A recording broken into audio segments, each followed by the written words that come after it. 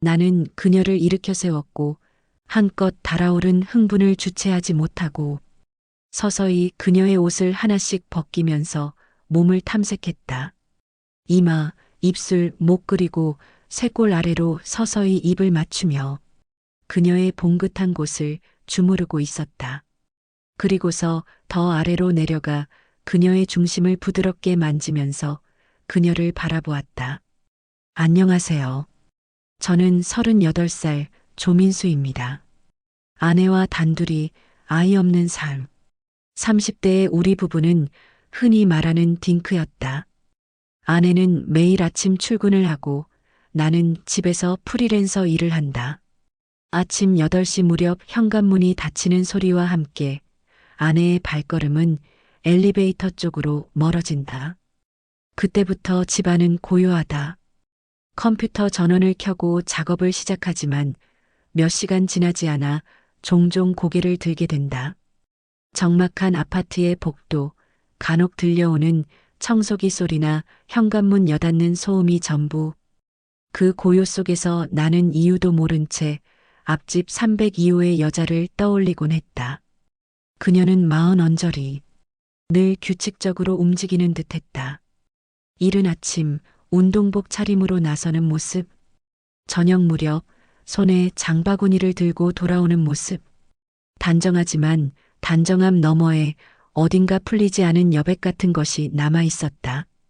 그녀의 몸은 운동 덕분인지 단단하고 날렵했다. 허리를 곧게 세우고 걸을 때마다 선명하게 드러나는 곡선은 자연스럽게 시선을 빼앗았다. 나는 애써 눈을 돌리려 했지만 마주칠 때마다 묘한 기운이 흘렀다. 우린 아직 말 한마디 건넨 적 없는 사이였다.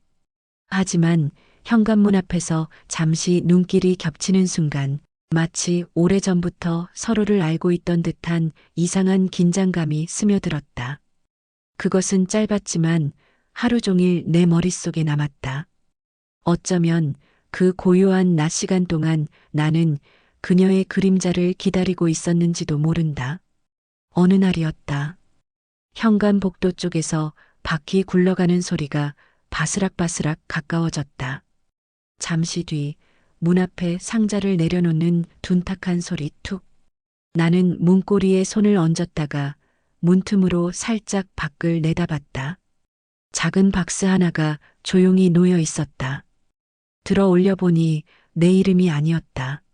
302호, 앞집 여자의 이름이 적혀 있었다. 나는 잠시 망설였다. 그냥 문 앞에 두고 들어갈까? 초인종을 눌러 전해줄까? 바로 그때 맞은편 문이 스르륵 열렸다. 운동을 막 마쳤는지 그녀의 머리칼은 약간 젖어 있었고 뺨에는 희미한 열기가 남아 있었다. 혹시 제 택배인가요? 그녀가 미소 지으며 다가왔다. 나는 손에 든 상자를 바라보다 고개를 끄덕였다. 아, 네. 제 거네요. 요즘 자꾸 다른 집으로 가더라고요. 죄송해요. 상자를 건네는 순간 손끝이 아주 짧게 스쳤다. 그 미세한 온기가 뜻밖의 오래 남았다. 문이 닫히고 복도는 다시 조용해졌지만 나는 한동안 현관 앞에 멈춰 서 있었다. 별것 아닌 택배 소리 하나가 내 일상의 균형을 은근히 흔들어 놓은 순간이었다. 며칠 뒤의 아침이었다. 햇살이 막 복도 창문으로 스며들던 시간, 편의점에서 우유와 빵을 사들고 돌아오는데 마침 엘리베이터 문이 열렸다. 안에는 302호 그녀가 서 있었다. 운동복 차림, 손에는 물병, 목에는 작은 수건이 걸려 있었고 아침 공기 속에서 막 뛰고 돌아온 듯 뺨에는 붉은 기운이 올라와 있었다. 안녕하세요. 내가 먼저 인사를 건네자 그녀는 숨을 고르듯 물을 한 모금 삼키고는 부드럽게 웃었다. 좋은 아침이에요. 짧은 인사가 오가고 엘리베이터 문이 닫히며 좁은 공간에 둘만 남았다. 아직 그녀의 몸에서는 아침 운동의 열기가 그대로 느껴졌다. 그 공기에 묘하게 긴장된 기운이 감돌았다. 나는 괜히 입술을 적시며 무심한 듯 물었다. 아침마다 운동하시나 봐요. 항상 운동복 차림으로 뵙는 것 같아서요. 그녀는 물병을 들어 올리며 고개를 끄덕였다. 네, 거의 매일 나가요. 주로 러닝을 해요. 아파트 단지 돌고 근처 공원까지 한 바퀴 뛰고 오죠. 러닝이 제일 간단하고 또 하고 나면 하루가 좀 달라지거든요. 엘리베이터가 멈추고 문이 열리며 아침 햇살이 복도로 스며들었다. 우리는 나란히 걸어 나왔다.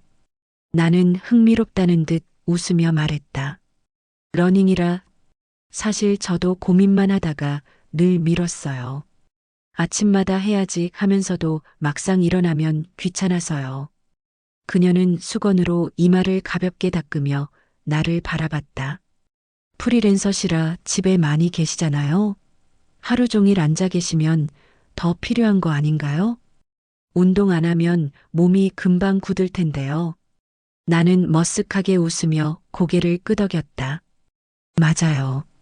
그래서 요즘엔 진짜 시작해볼까 고민 중이었어요. 특히 러닝을. 그녀는 잠시 눈빛을 머물렀다가 장난스레 고개를 기울였다. 그럼 같이 해보실래요? 혼자 뛰면 금방 지루해지는데 둘이 하면 덜 힘들어요. 순간 의외의 제안에 심장이 두근거렸다. 나는 놀란 듯 그녀를 바라보다가 웃으며 대답했다.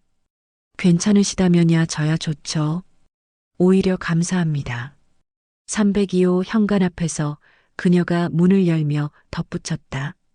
내일 아침 8시쯤 나가요. 그때 현관에서 만나면 되겠네요. 나는 괜히 들고 있던 비닐봉지를 고쳐들며 답했다. 네, 내일 아침에 뵙겠습니다. 그녀가 문 안으로 사라지고 복도엔 다시 정막만 흘렀다. 하지만 내 심장은 이미 달리기를 시작한 사람처럼 한동안 빠르게 뛰고 있었다. 다음 날 아침 약속한 시간이 되자 나는 현관문을 열고 나왔다. 아직 이른 시간이라 복도는 조용했고 공기에는 밤새 머물던 서늘한 냄새가 남아 있었다. 302호 문 앞에서 그녀가 이미 기다리고 있었다. 운동복 차림에 머리를 단정히 묶은 모습, 목에는 작은 수건, 손에는 물병. 그녀는 나를 보자 환하게 웃었다. 오셨네요. 혹시 못 나오실 줄 알았어요. 나는 가볍게 고개를 끄덕였다. 약속했으니까요. 저도 마음만은 오래전부터 준비돼 있었거든요. 우리는 나란히 엘리베이터를 타고 내려와 단지 앞에 섰다. 아침 햇살은 막 동쪽 하늘을 넘어오고 있었고 공기는 차갑게 맑았다. 처음이시니까 천천히 시작해요. 한 바퀴는 가볍게 돌고 괜찮으면 공원까지 가죠. 그녀가 말하며 가볍게 스트레칭을 시작했다. 나는 따라하며 어색하게 웃었다. 이렇게 같이 하니까 진짜 운동 시작하는 기분이 나네요. 천천히 발을 맞춰 달리기 시작했다. 아파트 단지를 돌며 처음 몇 분은 가벼운 대화가 오갔다. 보통 몇 바퀴나 도세요? 두세 바퀴 정도요. 그날 컨디션에 따라 달라요. 러닝은 꾸준히 하는 게 중요하거든요. 그녀는 호흡을 고르며 자연스럽게 속도를 유지했고 나는 뒤처지지 않으려는 듯 발걸음을 맞췄다. 심장은 빨라졌지만 이상하게 힘들다는 생각보다 그녀와 나란히 달린다는 사실이 더 크게 다가왔다. 단지를 한 바퀴 돈 뒤 우리는 잠시 멈춰 숨을 고르며 물을 나눠 마셨다. 그녀가 미소 지으며 말했다.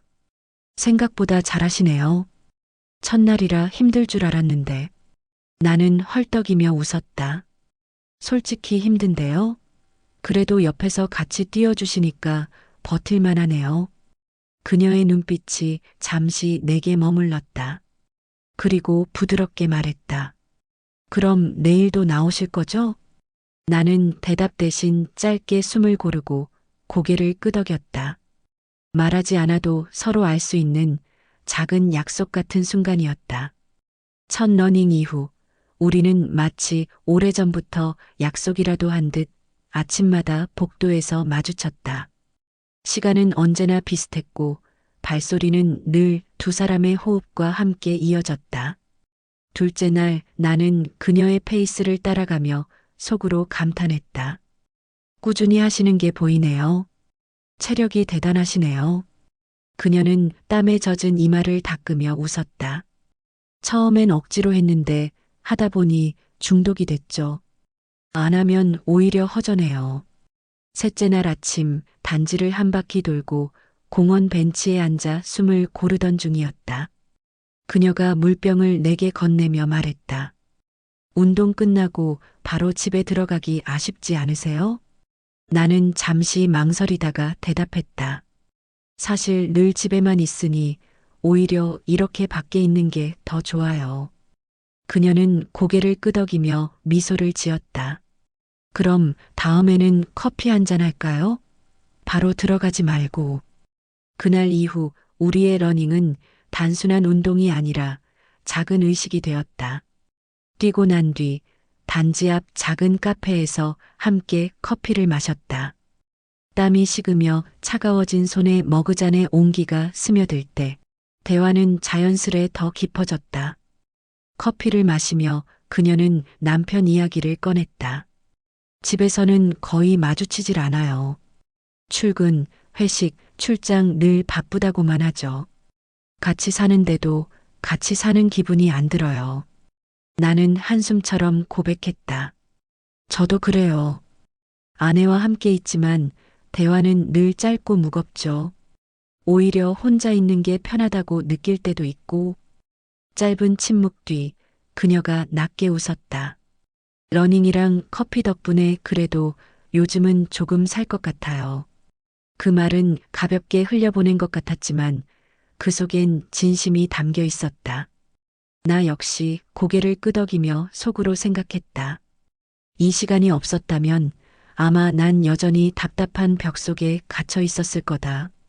그렇게 몇 번의 아침이 더 쌓였다. 러닝과 커피는 둘만의 습관이 되었고 그 습관 속에서 우리는 이미 이웃 이상의 무언가가 되어가고 있었다. 몇 번의 러닝과 커피가 쌓이자 그녀와 나는 어느새 이웃 이상의 관계처럼 느껴졌다. 아침마다 마주치는 것이 당연해졌고 짧은 대화 하나에도 묘한 온기가 담겨 있었다. 그러던 어느 날 현관 앞에서 묵직한 소리가 났다. 문을 열자 크고 무거운 상자가 놓여 있었다. 주소는 302호. 이번에도 그녀의 택배였다. 나는 두 손으로 상자를 들고 맞은편으로 갔다. 초인종을 누르려는 순간 안에서 인기척이 나더니 문이 열렸다. 그녀가 놀란 눈빛으로 나를 바라봤다. 또 제 거네요? 죄송해요. 자꾸 번거롭게 하죠? 나는 웃으며 고개를 저었다. 괜찮습니다. 그런데 이번 건 꽤 무겁네요. 그냥 두기엔 좀 힘드실 것 같아서요. 그녀가 상자를 받으려다 이마를 찌푸렸다. 와, 진짜 무겁네요. 혼자서는 옮기기 힘들겠어요.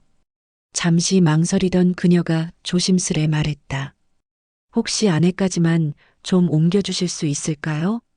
나는 자연스럽게 고개를 끄덕였다. 네, 물론이죠. 신발을 벗고 집 안으로 들어서자 은은한 향이 코끝을 스쳤다. 와인의 향, 그리고 잔잔히 흐르는 음악. 낮인데도 커튼은 절반쯤 쳐져 있었고 방 안은 은근히 따뜻했다. 상자를 거실 한쪽에 내려놓으며 나는 시선을 돌렸다. 테이블 위에는 반쯤 비워진 와인병과 잔 하나가 놓여 있었다. 햇살에 비친 붉은 액체는 이상하게도 더 선명하게 보였다. 그녀는 상자를 옮긴 내게 짧게 감사 인사를 건네며 잔을 들어 보였다. 낮부터 이러는 거 좀 이상하죠? 하지만 하루에 한 잔은 꼭 마셔요. 와인이 몸에도 좋다고 하고 그냥 혼자라도 기분 전환이 되거든요. 나는 라벨을 보고 피식 웃었다. 이 와인 제가 좋아하는 종류네요. 가끔 사다 놓는데 향이 진하고 은근히 부드럽죠. 그녀는 의외라는 듯 눈을 크게 떴다. 정말요? 이 와인 좋아하는 분은 잘 못 봤는데. 짧은 대화였지만 공기는 이미 달라져 있었다. 상자를 옮겨주며 발을 들인 순간보다 더 깊은 어딘가로 서서히 빨려 들어가는 느낌이 들었다. 302호 거실은 고요했지만 잔에 담긴 붉은 액체가 방 안 공기를 묘하게 바꾸고 있었다. 그녀는 와인잔을 한 모금 삼키더니 잠시 눈을 내리깔았다. 그리고는 담담하게 말을 꺼냈다. 사실 이렇게 낮에라도 마시지 않으면 하루를 버티기 힘들 때가 많아요. 남편은 늘 바쁘다는 핑계로 늦게 들어오고 집에 있어도 대화가 없어요. 같이 살고 있는데 벽이랑 사는 것 같달까요? 나는 잠시 머뭇거리다 와인을 들이켜며 고개를 끄덕였다. 저도 비슷합니다. 아내는 아침부터 밤까지 회사에 매여 있고 집에 와서도 늘 피곤하다, 힘들다 그런 말만 하죠. 어쩌다 대화를 해도 서로 불평만 늘어놓다 끝나버리고 그녀가 천천히 고개를 돌려 내 눈을 바라봤다. 그 눈빛에는 피로와 외로움 그리고 이해받고 싶다는 마음이 그대로 담겨 있었다. 그래서 혼자 뛰고 혼자 마시고 그러다 보면 좀 나아지긴 해요. 근데 결국 혼자라는 건 변하지 않네요. 나는 잔을 내려놓으며 낮게 웃었다. 맞아요. 옆에 있어도 외롭고 함께 있어도 허전할 때가 있죠. 어쩌면 이렇게라도 누군가랑 솔직하게 얘기하는 게 더 필요했던 것 같네요. 그녀는 순간 입술을 깨물더니 아주 조심스럽게 속삭였다. 이상하죠? 이웃끼리 이런 얘기 나누는 게. 근데 지금은 오히려 편해요. 우리 사이에 잠시 침묵이 흘렀다. 하지만 그 침묵은 어색함이 아니라 더 깊은 무언가로 연결되는 길 같았다. 잔에 남은 와인의 붉은 빛이 그 순간만큼은 서로의 마음을 비추는 등불 같았다. 짧은 대화가 끝나자 방 안에는 고요가 흘렀다. 밖에서는 낮 햇살이 여전히 커튼 틈으로 스며들고 있었지만 거실은 이상하게 더 어두워지고 더 가까워진 듯한 밀도를 띠었다. 그녀는 와인잔을 테이블 위에 내려놓으며 깊게 숨을 내쉬었다. 잔이 부딪히는 소리가 유난히 크게 울렸다. 그 순간 그녀의 손등이 내 손 가까이에 스쳤다. 나는 반사적으로 손을 살짝 움직였지만 그녀는 피하지 않았다. 오히려 아주 미세하게 손가락을 움직이며 내 손을 감싸쥐었다. 짧은 접촉이었지만 전류처럼 온몸을 타고 퍼졌다. 심장 박동이 갑자기 빨라지고 방 안 공기가 뜨거워졌다. 그녀는 시선을 떨구었다가 이내 천천히 내 눈을 올려다보았다. 눈빛은 흔들리고 있었지만 동시에 분명한 대답을 품고 있었다. 이러면 안 되는 거 아시죠? 그녀의 목소리는 떨렸지만 손은 여전히 내 손을 놓지 않았다. 나는 숨을 고르며 낮게 속삭였다. 알아요. 하지만 멈출 수가 없네요. 그 순간 그녀의 숨결이 내 얼굴 가까이에 닿았다. 와인의 향, 그녀의 체온, 그리고 말하지 못한 갈망이 한꺼번에 밀려왔다. 짧은 숨이 섞이고 눈빛이 포개졌다. 그리고 마지막 얇은 선이 천천히 무너져 내리려 하고 있었다. 잠시 침묵이 있었지만 그 침묵은 차갑지 않았다. 마치 오래 기다린 누군가를 마주한 듯 편안하고 뜨거운 기운이 방 안에 번졌다. 그녀의 눈이 감기는 것을 보는 순간 나는 더 이상 멈출 수 없었다. 짧게 닿은 손끝이 이제는 서로를 붙잡는 손으로 바뀌었다. 그녀의 숨결이 가까워지고 와인의 향이 농밀하게 퍼졌다. 처음엔 아주 짧은 조심스러운 입맞춤이었다. 하지만 그 짧은 순간이 끝나자 오래 눌러온 갈증이 한꺼번에 터져나왔다. 그녀의 몸은 망설임 대신 뜨거운 체온으로 대답했다. 낮 햇살은 커튼 사이로 흘러들며 그녀의 어깨와 곡선을 따라 길게 번졌다. 그 빛에 드러난 실루엣은 마치 조각처럼 선명했고 나는 그 선을 따라 시선을 멈출 수 없었다. 그녀의 손길은 느리지만 단호했고 마치 오래전부터 알고 있던 길을 다시 걷는 듯 자연스러웠다. 세상은 오직 이 좁은 공간과 두 사람의 호흡만 남아 있었다. 이러면 안 되는데. 그녀의 목소리는 떨렸지만 손은 내게서 떨어지지 않았다. 나는 낮게 속삭였다. 안 되는 걸 알면서도 우린 이미 여기까지 왔네요. 그녀는 대답 대신 다시 나를 끌어안았다. 그 순간 마지막 얇은 장막이 무너졌다. 집안의 공기는 더 이상 고요하지 않았다. 와인의 잔향, 얽힌 손길, 흔들리는 숨결이 뒤섞이며 우린 서로의 결핍을 메우듯 깊이 파고들었다. 그녀는 내 품 안에서 가만히 있었다. 그녀의 냄새, 체온, 심장 소리, 낯선 듯 익숙한 듯 이상하게도 불편하지 않았다. 나는 그녀의 머리칼을 부드럽게 쓸어내리면서 그녀에게서 살짝 몸을 떼 눈을 바라봤다. 혹시 부담스러우면 말해주세요. 조심스럽게 말했다. 다행히 그녀는 가만히 고개를 저었고 말 하나 없이 숨결이 가까워지고 있었다. 입술이 맞닿았고 그 순간 시간이 조금 느려지는 것 같았다. 능숙하지 않지만 조급해 보이지도 않게 키스했다. 조심스럽지만 분명한 감정을 보여줬다. 나는 그녀를 일으켜 세웠고 한껏 달아오른 흥분을 주체하지 못해 서서히 그녀의 옷을 하나씩 벗기면서 몸을 탐색했다. 이마, 입술, 목 그리고 쇄골 아래로 서서히 입을 맞추며 그녀의 봉긋한 곳을 주무르고 있었다. 그리고서 더 아래로 내려가 그녀의 중심을 부드럽게 만지면서 그녀를 바라보았다. 곧 그녀는 신음을 뱉었고 나는 더 참을 수가 없었다. 그러고는 떨리는 목소리로 말했다. 기다렸어요. 그 말과 동시에 그는 망설임 없이 그녀를 깊숙하게 파고들었다. 그녀는 벽을 잡고 있었다. 나는 그녀의 허리를 잡고 뒤에서 그녀의 중심에서 쉴 새 없이 움직였다. 그녀의 소리는 점점 커져갔고 우리는 뒤엉켜 몸을 섞었다. 우리의 마찰 소리가 빨라질 무렵 우리는 같이 숨을 내뱉었다.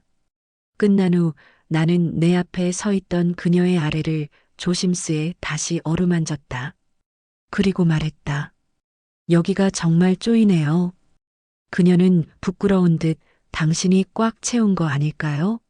라고 말했다. 방 안은 고요했다. 심장의 고동과 거친 호흡이 차츰 가라앉자 커튼 사이로 흘러든 햇살이 다시 선명해졌다. 바닥에 비친 빗무리 위로 와인잔 하나가 기울어져 있었다. 그녀는 베란다 쪽에 앉아 있었다. 가볍게 흐트러진 머리칼 사이로 아직 식지 않은 체온이 남아 있었다. 나는 소파 끝에 앉아 한동안 아무 말도 하지 못했다. 먼저 입을 연 건 그녀였다. 우리가 무슨 일을 한 건지 아시죠? 목소리는 담담했지만 그 끝에는 미세한 떨림이 있었다. 나는 잠시 눈을 감았다가 천천히 고개를 끄덕였다. 알아요. 하지만 후회되지는 않네요. 그녀는 짧게 웃었다. 저도 그래요. 그렇다고 편하진 않지만 오히려 이상하게 마음이 가벼워졌어요. 잠시 침묵이 흘렀다. 그녀는 손가락으로 와인잔의 가장자리를 천천히 돌리며 낮게 말했다. 이게 오늘만의 일일까요? 아니면 나는 말을 잇지 못했다. 대답을 내뱉지 않았지만 내 눈빛이 이미 답하고 있었다. 그녀 역시 내 시선을 피하지 않았다. 마지막으로 그녀가 낮게 속삭였다. 어쨌든 우리 이제 예전으로는 못 돌아가겠네요. 나는 미소인지 한숨인지 모를 숨을 내쉬며 말했다. 돌아가지 않아도 괜찮을지도 모릅니다. 그 말은 의도보다 더 솔직했고 그 순간 두 사람 사이에는 다시 설명할 수 없는 기류가 흘렀다. 다음 날 아침 복도는 여느 때처럼 조용했다. 나는 쓰레기 봉투를 들고 현관문을 열었고 그 순간 맞은편 302호 문도 거의 동시에 열렸다. 그녀가 나왔다. 운동복 차림, 손에는 물병. 전날의 그림자는 어디에도 없었다. 좋은 아침이에요. 그녀가 환하게 웃으며 말했다. 나는 잠시 멈칫하다가 평범한 듯 고개를 끄덕였다. 네, 좋은 아침입니다. 대화는 그것뿐이었다. 우리는 마치 아무 일도 없었던 사람들처럼 각자의 길을 향해 걸어갔다. 하지만 잠깐 스친 눈빛 속에서 우리는 같은 생각을 하고 있음을 알았다. 말하지 않아도, 웃지 않아도 이미 서로의 비밀을 공유한 사람들이라는 걸. 복도는 다시 고요했지만 어제와 같은 고요는 아니었다. 우린 다시 예전으로 돌아갈 수 없었다. 이야기가 마음에 닿았다면 구독과 좋아요 눌러주세요. 감사합니다.